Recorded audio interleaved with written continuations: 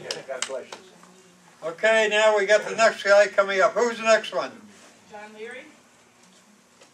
John Leather, John Leary. What's that? Get up and see. I wasn't. Well, who's the next one? Let's go, let's go. John Leather. Who's that guy tucking out? John Leather. Go ahead. John Leather, sure, of course. Come on up here, John. I'm getting blind. My memory's gone, my eyes are gone. Your memory's not alive. Good, John. Come on up. She kept punching me in the back. I had to get up. His wife punched him in the back, he had to get up. That's wives for you. Well, thank goodness for the wives. Well, I don't have as exciting stories as some of these other guys. I didn't Talk a get little through. louder, John. Talk a little louder. Could you hear me? Let him know. Get into the mic. Yeah. But I'll just relate a couple incidents that I've had. And one is in the Battle of the Bulge at Rectorville, Belgium. That's where my squad leader got killed. I was his assistant squad leader. So scared the hell out of me because I felt obligated to take over the squad. I didn't know if I could handle that or not, but I did. I met our lieutenant years later at one of the reunions, and I asked him right out. I said, "How did her do?" He said, "You did all right." So that made me feel better.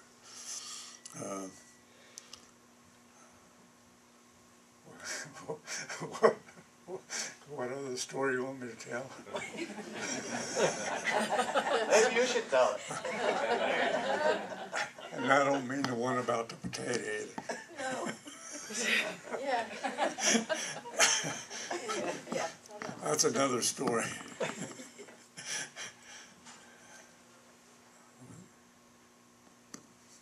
I'm like Bill. Mine goes blank. He's like all of us. I guess one time I was scared to death is in the Battle of the Bulge. Luckily we were housed or in a house or in a building, and I pulled guard at a window with a BAR and grenades laying on the sill. And about the middle of the night I heard this crunch, crunch, crunch coming through the still. My God, what did it do now? The Germans, I thought it was a German patrol. Guess what walked out in sight? A cow. Oh.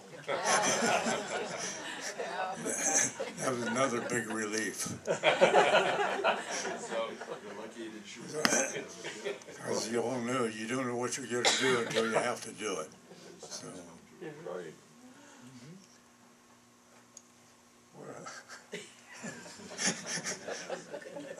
don't be bashful. Go ahead, she says.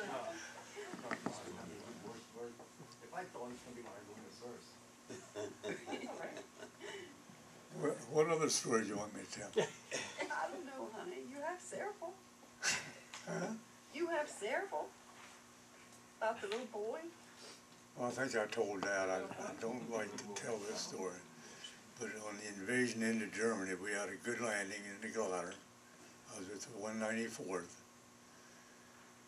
And our company, so I found out later on, captured a full colonel and his staff. And I wasn't right there at the immediate action, but these Germans came walking down with their hands clasped over their head. Yeah. No threat to me. But I was about maybe 50 feet away from, they passed down in front of me. And here was a little boy, I knew he wasn't over 8 years old, in full uniform, on the colonel's staff. And just the way that boy looked at me, I leveled my M1 on him. I was going to kill him. The only thing that saved him, and I thank God for this, that I was afraid I'd hit one of our own troops. Because you all know what it's like on an airborne invasion. It's like being at a carnival. Troops passing through each other. Right. And trying to relocate or locate your own outfit. And trying to get reorganized. But just thankful to this day I didn't pull that trigger. It is sad. It is. Okay. That's- All right, take. That's good.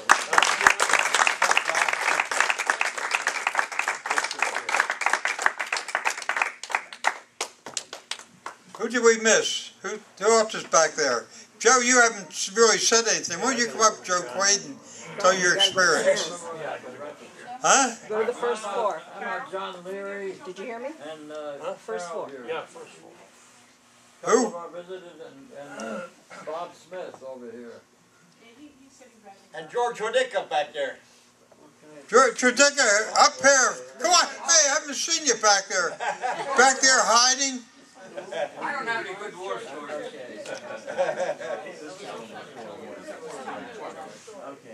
Oh, well, give everybody a chance.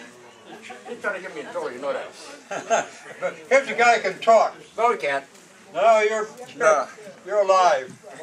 I don't have much to say. I mean, all these guys tell all these war stories. I'm going to start when I got drafted. When FDR sent me a letter that my friends and neighbors had chosen me to represent them in the service. So the first thing they did, they had to go get a physical. There's approximately about 200 guys. I've never thought, your parents always told you don't get dressed in front of people. But could you picture about 200 guys stripped down? And you got a doctor, he's just walking by, open your mouth, he's looking at another guy said, oh, they now turn around and bend over. Well, it's a little embarrassing, but anyway, I wanted to get in the Air Corps. So Sunday morning, they called out a bunch of names to get on the train. We go down to North Carolina and asked the sergeant, what kind of outfit? He says, Airborne. Nah, Airborne, Air Corps, it's all the same thing. But then I learned they don't know how to walk. Everything is double time here and double time there. Then I see people jumping out of airplanes. I see an airplane, what the hell is he dragging behind them? Oh, you volunteered. I didn't volunteer for nothing. Anyway, then we did all kind of training. We get a lot of night problems. So they'd sort of set you up. They'd give you a problem to go on a night problem. You start at point A, you go X amount of yards in one direction. They give you a direction to go to. Then you make it, does a turn, some other direction. We used to sit down and figure out, where do we have to end up at? Because we didn't feel doing all that stuff. So we found out where we had to end up at. We'd go from farmers' fields and steal watermelons and come back to the base with them. And the other times we'd do marching down, there'd be a truckload of watermelons with the farmer. Guys on this side are buying watermelons for 10 cents a piece. The guys on the other side are stealing them. So we've had our share of watermelons. So after all that training, then we went down on their maneuvers, down to Tennessee. And one night the moon is shining bright. So we slept in like a gully. This is where the guy Dominic from Summit Hill, we were sleeping together. Each guy got a half a shelter for a tent. So you put it together and make a tent, and two guys sleep in the same tent. So like I say, the moon was shining out nice. I woke up about 5 o'clock in the morning. Something didn't feel right. What the hell made this? Splash of water. I woke Dom on the cup. He said, shut up. He said, I know it's wet. So we got in some town, I think it was Murfreesboro. They let us go in the gym. And I did now, a whole bunch of guys running around naked, trying to get dry. After maneuvers, then we went to paratroop school there at the base. And from there we went to, was it Miles Standish, right? They put us on a boat. That's the only time I think they put a whole division on one boat to ship them over. And when we get out there, they told us we gotta have to watch out because we have no convoy, we're on our own. And I think the last day or two, doing a lot of zigzagging. And then they told us the submarine was chasing us before we get into England. So we get in, and then like Andy, Sid was talking about the honey dippers. I remember them pretty good. It was cold. You ever go to an outhouse in the middle of the winter time, you didn't go take a newspaper to read. You went and did your business and got the hell out. From there, I guess then, let's see, I'm a guy that can, if I go to sleep, you won't wake me up. You can have lightning, thunder, shells coming in, it wouldn't bother me a bit. So when the word was getting around that we were going to be going over to England, over to France, I was on charge of quarters that night. And the first lieutenant told the first sergeant, he said, you better get somebody to help him and switch over. Have one guy work so many hours and the other guy stay awake. Well, the first lieutenant woke me up the next morning and said, hey, George, the phone's ringing. Oh, it is? He said, okay. So I went and looked the guys up. He left the camp on December 21st, went to a field, I don't know, it was outside of London, I think it was. And it was foggy as hell, we couldn't get out. 4th of July. Christmas Eve, we're going to wait there, they're going to have a big party for us. They're going to bring girls in, we're going to have a big turkey dinner and all that. Well, 6 o'clock came, load them up, you guys are getting out of here. You're going to France. So I had a can of sardines for Christmas dinner. I don't know what some of the other guys had. And as far as, you know, it's combat, oh, there's a few episodes I remember. Like one time, the first day up there, I was sleeping in the snow, and I hear this noise.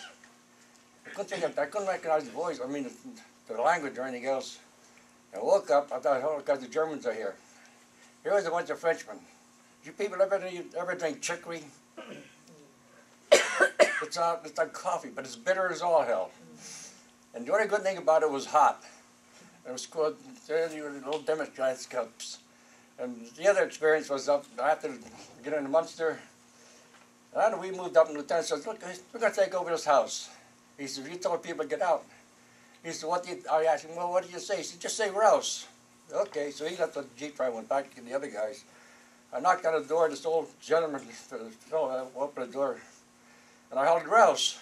The guy closed the door. Now what do I do? So I waited. About 15 minutes later, kids come out, some women come out, and he was the last guy, and he hadn't made a key to the house. That was done. But you know, when you sit back and think, when you go into combat, you don't know what's going to go on. I mean, I know we were clued in, I mean, about the shells and all that there. But when I get in there, I hear this stuff coming around, I'm thinking, you know, these people are playing for keeps. They weren't playing fair. But that's the way life goes, I guess. That's about my story. I didn't invade his building. This was my bullshit, too. John, did you, or Robert? Michelle,